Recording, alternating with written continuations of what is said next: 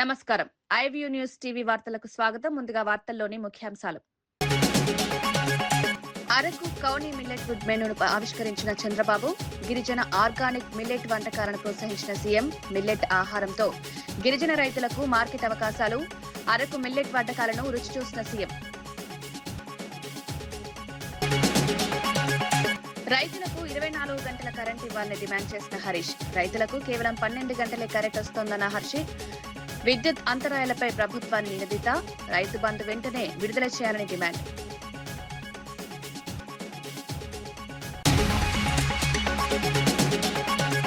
కోకాపేటలో Medicover ఆసుపత్రి ప్రారంభించిన CM Revanth. వైద్య రంగంలో పెట్టుబడులను ప్రోత్సహిస్తామన్న సీఎం.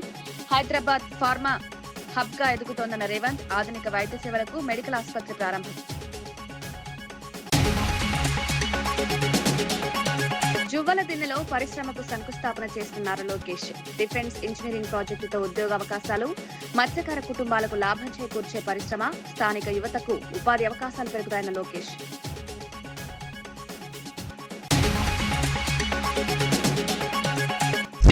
జగన్ వ్యాఖ్యలపై తీవ్రంగా స్పందించిన మంత్రి పయ్యావుల. కూటమి ప్రభుత్వంపై ఆరోపణలు అసత్యమన్న కేశవ. అధికారాన్ని కోల్పోయిన బాధతో వ్యాఖ్యలు చేశారని వ్యాఖ్య. ప్రజలను తప్పుదోవ పట్టించొద్దని మంత్రి. గిరిజనుల సాంప్రదాయ ఆహారాన్ని ప్రోత్సహించే లక్ష్యంతో రూపొందించిన అరకు కౌని పేరుతో తొలి గిరిజన ఆర్గానిక్ మిల్లెట్ ఫుడ్ మెనూను ముఖ్యమంత్రి చంద్రబాబు ఆవిష్కరించారు. గిరిజనులు పండించిన కొర్రలు, రాగులు, సామలు, కాకిజొన్నలు, గంట్ల, మొక్కజొన్న, కొండకందులు, రాజ్మా వంటి ధాన్యాలతో తయారైన వివిధ వంటకాలను ఈ కార్యక్రమంలో ప్రదర్శించారు. కొర్ర పాయసం, రాగి చపాతి, చామల పులిహోర, కాంట్ల అంబలి, కార్న్ వడ, తూర్డాల్ కర్రీ వంటి వంటకాలను పరిశీలించి రుచి చూశారు. గిరిజనుల ఆహార సాంప్రదాయాలను గౌరవిస్తూ మిల్లెట్ ఆధారిత ఆరోగ్యకరమైన ఆహారాన్ని మరింత ప్రోత్సహించాలని సూచించారు. ఈ కార్యక్రమం ద్వారా గిరిజన రైతులకు మార్కెట్ అవకాశాలు పెరుగుతాయని అధికారులు తెలిపారు.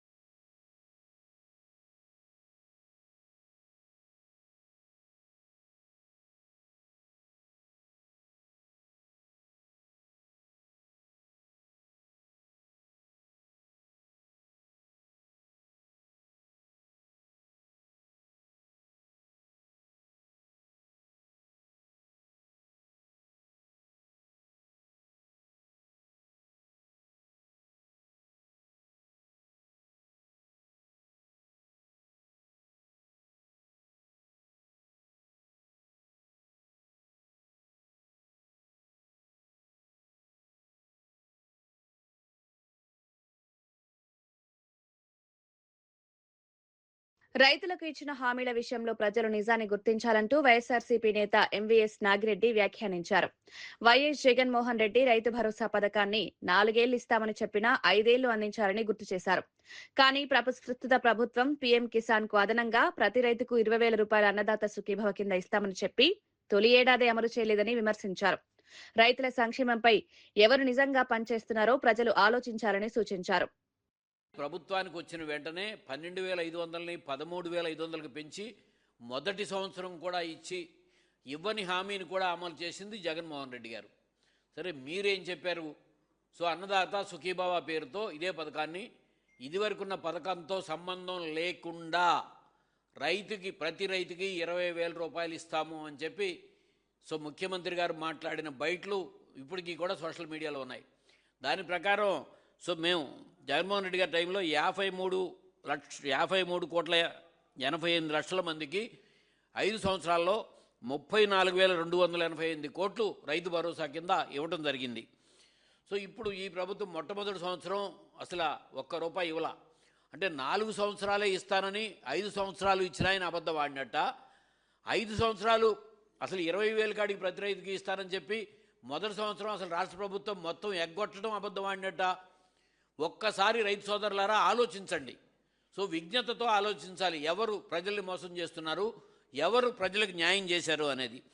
అలాగే అసలు మొత్తం తీసుకుంటే ఇప్పుడు ఇది మొదటి సంవత్సరంలో అసలు ఎక్కడా కూడా రాష్ట్ర ప్రభుత్వం ఇవ్వలేదు. కేంద్ర ప్రభుత్వం విడుదల చేసినది కూడా 41,22,499 మందికి మాత్రమే కేంద్ర ప్రభుత్వం పిఎం కిసాన్ విడుదల చేసింది. ఇది 24-25లో.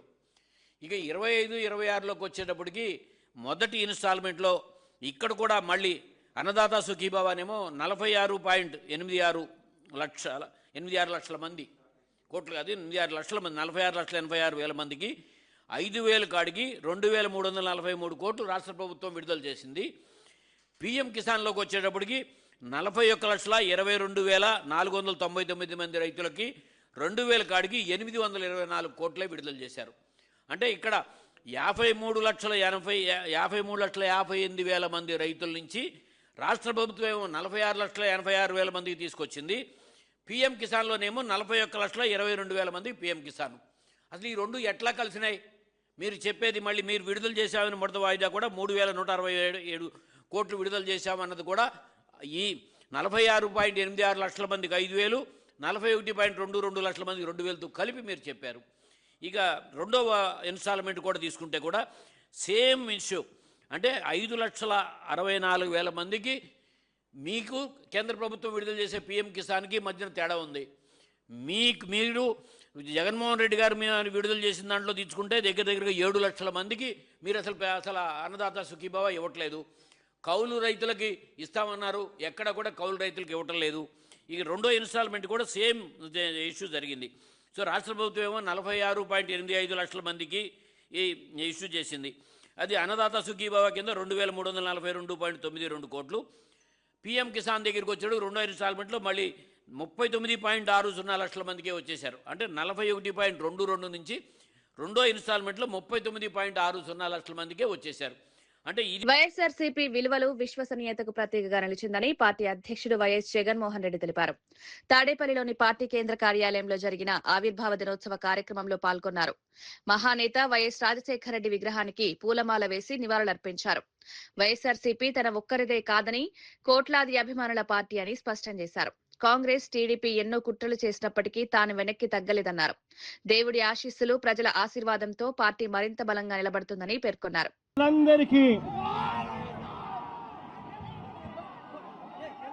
నాయకులందరికీ ఈరోజు మన పార్టీ ఈరోజు ఆవిర్భవించి 15 సంవత్సరాలు కావస్తా ఉంది. 2011 మార్చి 12వ తారీఖున పుట్టిన ఈ పార్టీ ఈ రోజుటికి 15 సంవత్సరాలు పూర్తయి ఈరోజు దేశంలోనే వైఎస్ఆర్ కాంగ్రెస్ పార్టీ అన్నది ఒక మార్క్.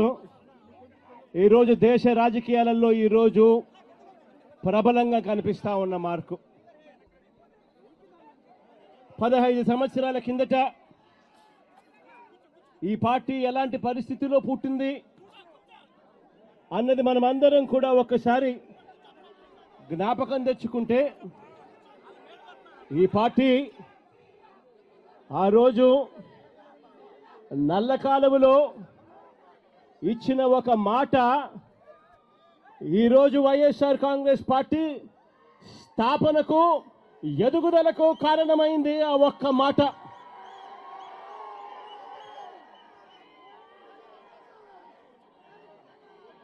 ఆ ఒక్క మాట నా కుటుంబ పరిస్థితులను మార్చింది. ఆ ఒక్క మాట రాష్ట్రంలో దిశ మార్చింది. ఆ ఒక్క మాట వైఎస్ఆర్ కాంగ్రెస్ పార్టీ అంకురార్పణకు శ్రీకారం చుట్టింది. విలువలతో కూడిన రాజకీయాలు మర్చిపోయి ఉన్న పరిస్థితుల మధ్య విలువలు, విశ్వసనీయత అన్న పదాలకు అర్థం చెబుతూ వైఎస్ఆర్ కాంగ్రెస్ పార్టీ పుట్టుక, ఆ తర్వాత ఎదుగుదల కొనసాగింది. ఈరోజు కూడా నేను ఒకటే చెప్తా ఉన్నాను, ఈరోజు వైఎస్ఆర్ కాంగ్రెస్ పార్టీ అన్నది ఒక్క జగన్ది కాదు. ఈరోజు వైఎస్ఆర్ కాంగ్రెస్ పార్టీ అన్నది కొన్ని కోట్ల మంది వైఎస్ఆర్సీపీ కార్యకర్తలది, అభిమానులది. వైఎస్ఆర్ని గుండెల్లో పెట్టుకొని చూసుకుంటున్నా నా కుటుంబ సభ్యులది అని చెప్పి గర్వంగా చెప్తాను నేను. రాష్ట్ర ప్రభుత్వం రైతులకు 24 గంటల కరెంట్ ఇస్తున్నామని చెప్తున్నప్పటికీ వాస్తవంగా కేవలం 12 గంటలే వస్తోందని బీఆర్ఎస్ నేత హరీష్ రావు విమర్శించారు. జహీరాబాద్ నియోజకవర్గంలోని కోహీర్ మండలం దిగ్వాల్ సబ్స్టేషన్ ను ఆకస్మికంగా సందర్శించి పరిస్థితిని పరిశీలించారు. రైతులు పలుమార్లు కరెంటు ట్రిప్ అవుతోందని ఫిర్యాదులు చేస్తున్నారని తెలిపారు. రైతు ప్రభుత్వం మాటల్లో ఉంటున్నప్పటికీ చేతల్లో రైతులకు అన్యాయం జరుగుతుందని విమర్శించారు. రైతులకు నిరంతర విద్యుత్ సరఫరా చేయాలని, కొత్త వ్యవసాయ కలెక్షన్లు రావాలని డిమాండ్ చేశారు. రైతు బంధు వెంటనే విడుదల చేయాలని కూడా ప్రభుత్వాన్ని కోరారు. కరెంటు మాత్రమే వస్తా ఉంది. ఆ ఇచ్చిన 12 గంటల్లో కూడా 4-5 సార్లు ట్రిప్ కావడం వల్ల రైతాంగం తీవ్రమైన ఇబ్బంది ఎదుర్కొంటున్నారని చెప్పి పత్రికల్లో కూడా వార్తలు వచ్చాయి. రైతులు కూడా మాకు ఫోన్ చేసి మాట్లాడడం జరిగింది. సరే, ఈరోజు మాణిక్రావు గారు, నేను, చింతా ప్రభాకర్ గారు సర్ప్రైజ్ విజిట్ లో దిగ్వాల్ 33/11 kV సబ్ స్టేషన్స్ రావడం జరిగింది. ఇప్పుడే లాగ్ బుక్ చూశాం. 10వ తేదీ కరెంట్ ఎప్పుడు పోయింది అంటే 10వ తేదీ సాయంత్రం 4 గంటలకు 3 ఫేజ్ కరెంట్ తీసేశారు. మళ్ళా 11వ తేదీ ఎప్పుడు వచ్చింది అంటే ఉదయం 3 గంటలకు 3 ఫేజ్ కరెంట్ వచ్చింది. అంటే దాదాపు 11 గంటలు రైతులకు కరెంటు తీసేశారు. ఇది లాగ్ బుక్ రికార్డు, నేను సొంతమేం చెప్పట్లేదు, ఈ బుక్ లో ఉన్నదే మాట్లాడుతున్నాను. 10వ తేదీ సాయంత్రం 4 గంటలకు తీసేసి 11వ తేదీ పొద్దున 3 గంటలకు రైతులకు కరెంట్ ఇవ్వడం జరిగింది. 11 గంటల కరెంటు కట్ చేసినారు రైతాంగాన్ని. మరి ఆ మిగతా 13 గంటల్లో చూస్తే ఎల్సీ ఉన్నదంటున్నారు, లైన్ బ్రేక్ అయిందంటున్నారు, ట్రిప్ అయిందంటున్నారు. అట్లా మరొక 5 సార్లు పోతుంది. ఆ ఇచ్చిన 13 గంటల్లో కూడా కనీసం రోజుకు 5 సార్లు ట్రిప్ అవుతాం. దానివల్ల పారిన మడి పారుతుంది, వెనక మడికి నీళ్లు అందని పరిస్థితి ఉన్నదని రైతులు చాలా బాధపడుతున్నటువంటి పరిస్థితి ఉంది. రేవంత్ రెడ్డి గారు అసెంబ్లీలోనేమో నేను 24 గంటల కరెంట్ ఇస్తున్నా అంటున్నాను. మరి ఎక్కడున్నది 24 గంటలు? లాగ్ బుక్ లో చూస్తే చెప్తున్నది, లాగ్ బుక్ లో రాసింది 13 గంటలు. మధ్యలో ఉన్న ఎల్సీ కావచ్చు, ట్రిప్ అవుట్ కావచ్చు, లైన్ బ్రేక్ కావచ్చు, అవన్నీ అమెరికా, ఇజ్రాయెల్, ఇరాన్ దేశాల మధ్య కొనసాగుతున్న యుద్ధ ఉద్రిక్తతల ప్రభావం విశాఖ స్టీల్ ప్లాంట్ పై పడింది. ప్లాంట్ కు అవసరమైన లిక్విడ్ పెట్రోలియం గ్యాస్ సరఫరా నిలిచిపోవడంతో ఆందోళన వ్యక్తమవుతోంది. ఈ విషయంపై జె అయోధ్యారాం స్పందిస్తూ ప్రస్తుతం ప్లాంట్ వద్ద కేవలం 120 టన్నుల గ్యాస్ నిల్వ మాత్రమే ఉందన్నారు. రోజుకు సుమారు 12 టన్నుల గ్యాస్ వినియోగం జరుగుతుందని తెలిపారు. ఇప్పటికే 300 టన్నుల ఎల్పీజీ కోసం ముందుగానే నగదు చెల్లించినప్పటికీ సరఫరా జరగడం లేదని ఆవేదన వ్యక్తం చేశారు. ముడి సరుకు ఉన్నప్పటికీ గ్యాస్ అందకపోతే ఉత్పత్తి పూర్తిగా నిలిచిపోయే ప్రమాదం ఉందన్నారు. దీనివల్ల కోట్లాది రూపాయల విలువైన నష్టం జరుగుతుందని హెచ్చరించారు. అమోనియా ఎరువుల తయారీ కూడా ఆగిపోతే రైతులకు తీవ్ర ఇబ్బందులు కలుగుతాయన్నారు. ఈ సమస్యపై రాష్ట్ర ముఖ్యమంత్రి వెంటనే స్పందించి కేంద్ర పెట్రోలియం శాఖతో మాట్లాడి గ్యాస్ సరఫరా పునరుద్ధరించేలా చర్యలు తీసుకోవాలని డిమాండ్ చేశారు. మంది శ్రామిక శక్తి కష్టపడి ప్రాసెస్ చేస్తే విశాఖపట్నం స్టీల్ ప్లాంట్ లో స్టీల్ బయటకు వస్తా ఉంది. ఈ స్టీల్ బయట రావడం ద్వారా విశాఖపట్నం స్టీల్ ప్లాంట్ కి ఫిబ్రవరి నెలలో 34 కోట్ల రూపాయలు లాభాలు వచ్చాయి. మార్చి నెలలో మరో 150 కోట్ల రూపాయలు లాభాల వైపు వెళ్లబోతా ఉంది. ఈ నేపథ్యంలో ఈ సమస్య వచ్చి పడింది. ఇదే జరిగితే స్టీల్ ఉత్పత్తులకి మార్కెట్లో డిమాండ్ పెరుగుతుంది. కృత్రిమ కొరత సృష్టించి డబ్బులు చేసుకునేందుకు బ్లాక్ మార్కెట్లో అమ్మేదానికి అవకాశం ఉన్నది. రెండోది, రైతులకి అమోనియా పుష్కర ప్లాంట్ పేరుతో స్టీల్ ప్లాంట్ ఉత్పత్తి చేస్తూ ఉంది. అది కూడా ఆటంకం ఏర్పడుతూ ఉంది. అట్లాగే మెడికల్ ఆక్సిజన్ ఉత్పత్తి చేసి బయట సరఫరా చేస్తూ ఉన్నది. అది కూడా ఆగిపోయే ప్రమాదం ఉన్నది. అలాగే బెంజాలు, నాప్తులను అనేక బై ప్రొడక్ట్స్కి కొరత ఏర్పడతా ఉంది. కాబట్టి రాష్ట్ర ముఖ్యమంత్రి వర్యులు చంద్రబాబు నాయుడు గారు కలగజేసుకొని కేంద్ర పెట్రోలియం శాఖ మంత్రి మీద ఒత్తిడి తీసుకొచ్చి విశాఖపట్నం స్టీల్ ప్లాంట్కి ఆ రోజుకి 12 టన్నులు సరిపడా ఎల్పీజీని అవకాశం ఇవ్వాలని చెప్పేసి సిఐటిగా డిమాండ్ చేస్తా ఉన్నాం.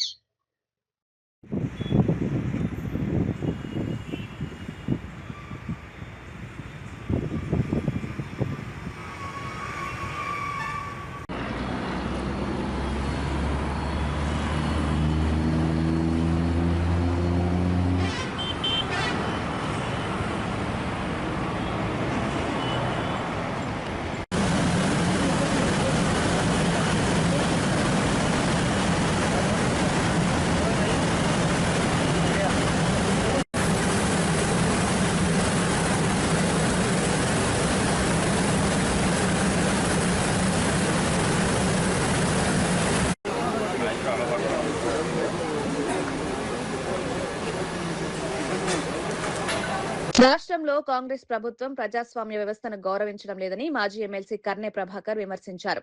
రాజ్యాంగం, కోర్టులు, ప్రజా తీర్పు పట్ల కూడా గౌరవం లేదని అన్నారు.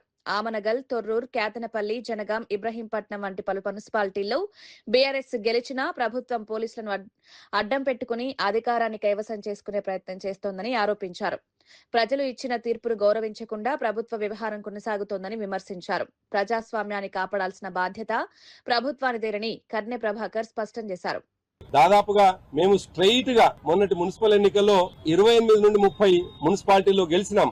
ఇప్పటివరకే వచ్చినటువంటి ఫలితాలను బట్టి 18, దాదాపుగా మేము గెలిచినటువంటి వాటిని కూడా తొర్రూరు లాంటిది, ఆమనగల్లు, కేతనపల్లి, జనగామ, ఇబ్రాహీంపట్నం, ఈ విధంగా దాదాపు 10-12 స్థానాల్లో కూడా గెలిచినటువంటి దాన్ని అప్రజాస్వామికంగా, అక్రమంగా పోలీసులని ఉపయోగించుకొని చాలా దుర్మార్గమైనటువంటి రీతిలో ఈ ప్రభుత్వం వ్యవహరించడం చాలా దుర్మార్గము.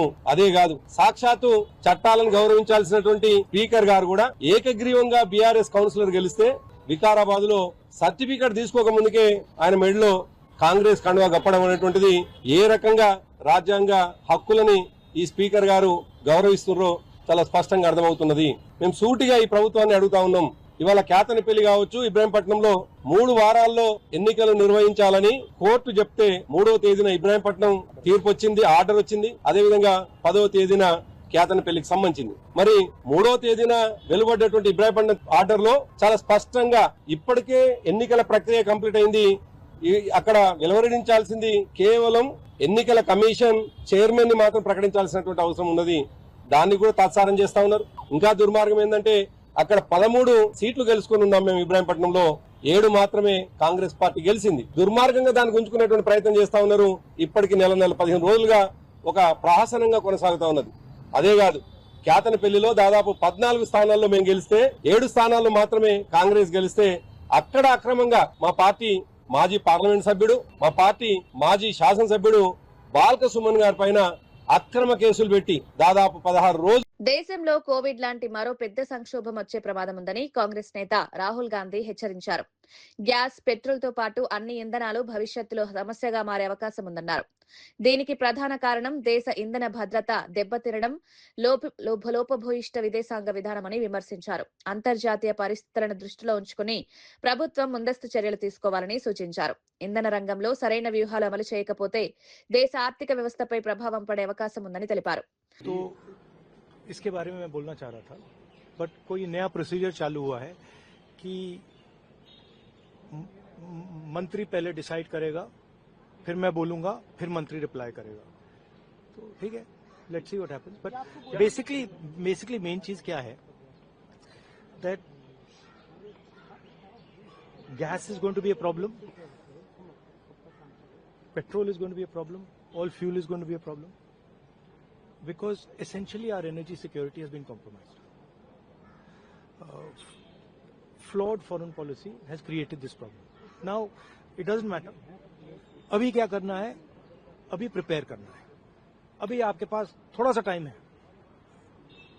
तो सरकार को, प्रधानमंत्री को एकदम प्रिपरेशन शुरू कर देनी चाहिए.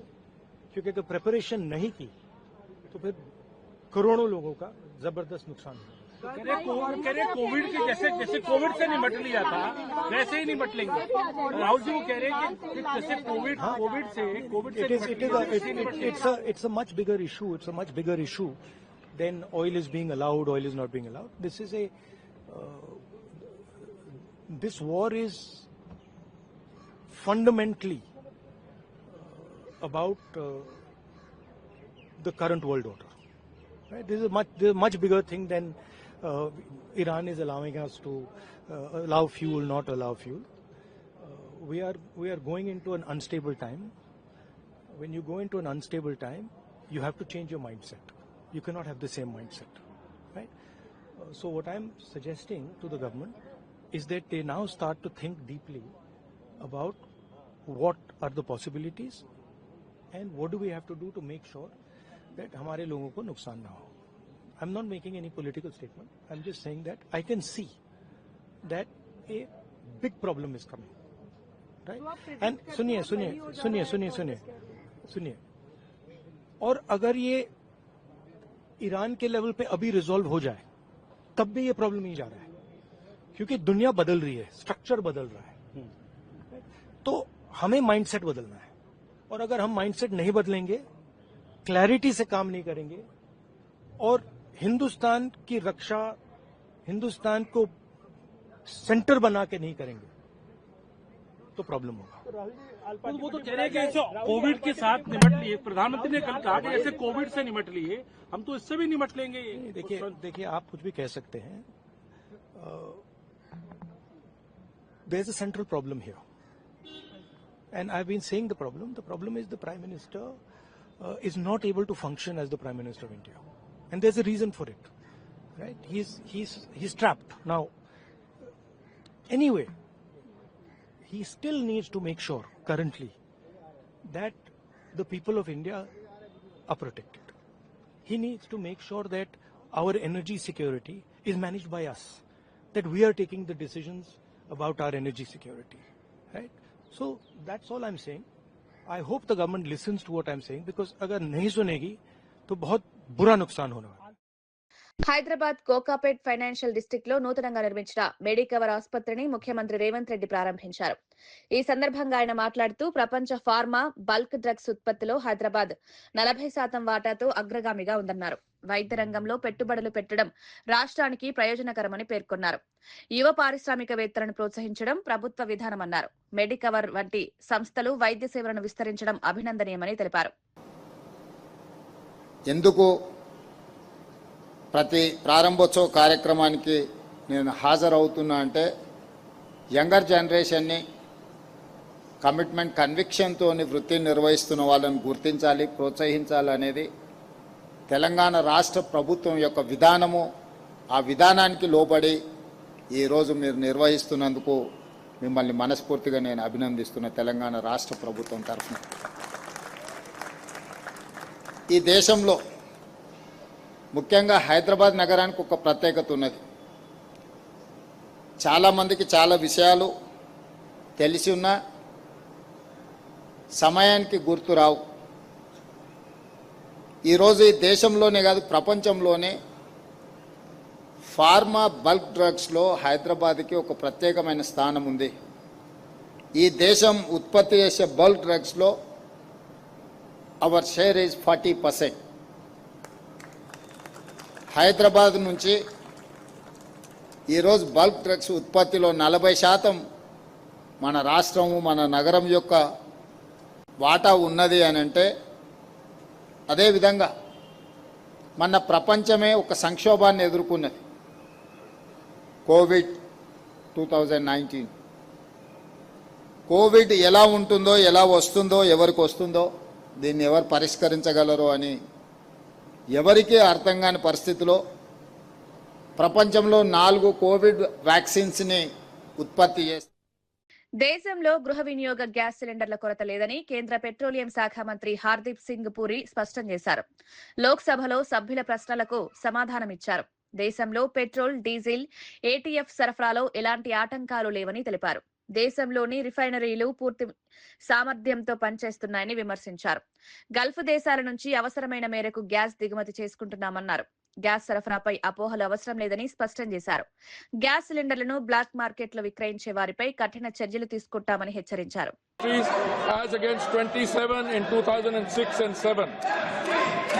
This structural diversification, built through sustained policy over successive years, has given us options that other nations find themselves without. Refineries are operating at high capacity utilization. In several cases, they are exceeding 100%. There is no shortage of petrol, diesel, kerosene, ATF or fuel oil. The availability of petrol, diesel, aviation, turbine fuel, kerosene and fuel oil is fully assured. Retail outlets across the country are stocked and supply chains for these products are functioning normally. Additional allocation of PDS kerosene has been issued to all the states.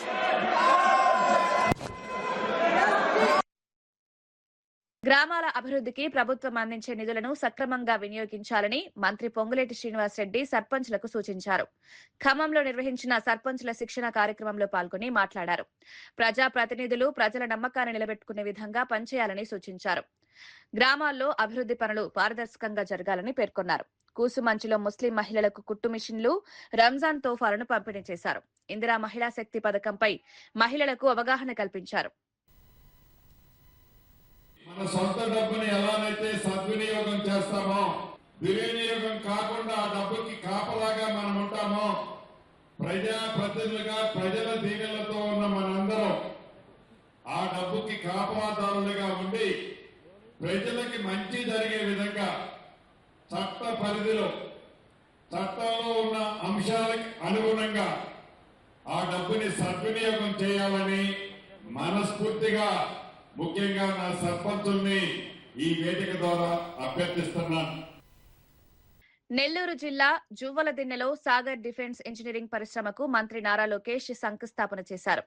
ఈ project ద్వారా సుమారు 25,000 మత్స్యకార కుటుంబాలకు లబ్ధి చేకూరుతుందన్నారు. మొదటి దశలో 45 కోట్ల రూపాయల పెట్టుబడితో 750 మందికి ఉపాధి అవకాశాలు కల్పించనున్నట్లు చెప్పారు. ప్రపంచ స్థాయి మెరైన్ కంపెనీలు రావడం వల్ల స్థానిక యువతకు మంచి అవకాశాలు లభిస్తాయని పేర్కొన్నారు. మత్స్యకారుల సంక్షేమానికి ప్రభుత్వం కట్టుబడి ఉందని స్పష్టం చేశారు. ఈ ప్రాజెక్టుతో ప్రాంతీయ అభివృద్ధికి కొత్త అవకాశాలు ఏర్పడతాయని మంత్రి నారా లోకేష్ తెలిపారు. Close to the fishermen, but what is more exciting for me is close to 41,000 tons of fish landing is expected to happen here in the fishing harbor. So I'd like to reassure the fishermen here. మా మత్స్యకార సోదరులందరికీ నేను ఒకటే చెప్పదలుచుకున్నా, మిమ్మల్ని చూసుకునే బాధ్యత ప్రజా ప్రభుత్వంది. మీకు ఎలాంటి సందేహం అవసరం లేదు. ఎందుకంటే ఆచితూచి భారతదేశంలోనే కాదు ప్రపంచంలో అద్భుతమైన ఒక మ్యారిటైమ్ కంపెనీని ఈరోజు మనం తీసుకొస్తాం జరిగింది. వీళ్ళు ఒక పక్కన డిఫెన్స్ తయారు చేస్తూ మనకు కూడా అండగా నిలబడతారు. మన సంపద మనకి ఎట్లా ఉపాధి పెంచే దాంట్లో కూడా వాళ్ళు అన్ని రకాలుగా సహకరిస్తారని ఈ సభాముఖంగా మా మత్స్యకార సోదరులకి నేను హామీ ఇస్తున్నా. And companies like Sagar Defense will keep us safe, will keep our families safe. Fishermen children are very well educated. They work very hard. Yes, there are skilled youngsters. There are youngsters here who have, done engineering and maritime technology. There are youngsters here who are IT professionals who are looking for opportunities. So please give an earnest chance for our youngsters here in Kavali to prove their mettle, in Nellore district to prove their mettle and work hard. And I truly believe that this is just the beginning. But then companies come where talent is, apart from infrastructure. Infrastructure we can provide. We have amazing talent. But I will lean on to you to help us create the required curriculum. వార్తలు ముగించే ముందు ముఖ్యాంశాలు మరోసారి. Araku కౌని millet food మెనూను ఆవిష్కరించిన చంద్రబాబు, గిరిజన organic millet వంటకాలను ప్రోత్సహించిన CM. Millet ఆహారంతో గిరిజన రైతులకు మార్కెట్ అవకాశాలు. అరకు మిల్లెట్ వంటకాలను రుచి చూసిన సీఎం. రైతులకు 24 గంటల కరెంట్ ఇవ్వాలని డిమాండ్ చేసిన హరీష్. రైతులకు కేవలం 12 గంటలే కరెంట్ వస్తోందన్న హర్షిత్. విద్యుత్ అంతరాయాలపై ప్రభుత్వాన్ని నిలదీత. రైతు బంధు వెంటనే విడుదల చేయాలని డిమాండ్.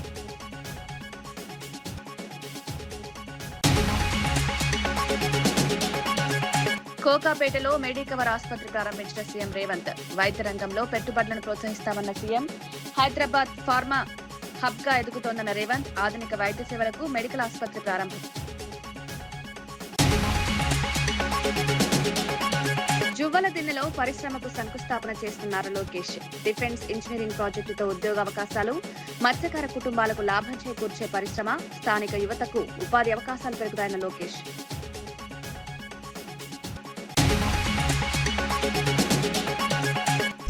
జగన్ వ్యాఖ్యలపై తీవ్రంగా స్పందించిన మంత్రి పయ్యావుల. కూటమి ప్రభుత్వంపై ఆరోపణలు అసత్యమన్న కేశవ. అధికారాన్ని కోల్పోయిన బాధతో వ్యాఖ్యలు చేశారని వ్యాఖ్య. ప్రజలను తప్పుదోవ పట్టించొద్దని మంత్రి. ఇవి ఈనాటి వార్తా విశేషాలు. మరో బులెటిన్లో మళ్ళీ కలుద్దాం. నమస్కారం.